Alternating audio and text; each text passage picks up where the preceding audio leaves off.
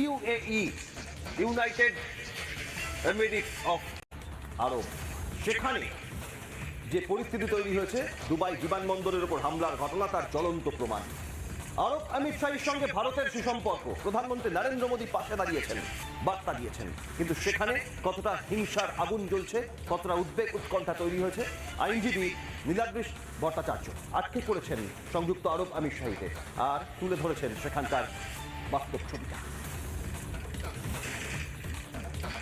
যে দুবাইটা আমি তোমাকে ছবি দেখাচ্ছি, যে আমি ক্যামেরাটাকে একটু সুইচ অফ করেই অন্যদিকে দেখাচ্ছি, যে এটা হলো যে দুবাই লাইফ লাইন যেটা বলে, এই রাস্তাটা এরকম, এটাকে বলে শেখ জায়েদ রোড।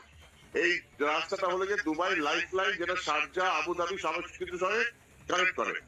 আজকের দিনে এই রাস্তাটাতে শ শ গাড়ি মানে হু হু করে চলে যায়, কিন্তু আজকের দিনে রাস্তাটা ফাঁকা, লোকেরা কেউ বেরোয়নি বাড়ির থেকে,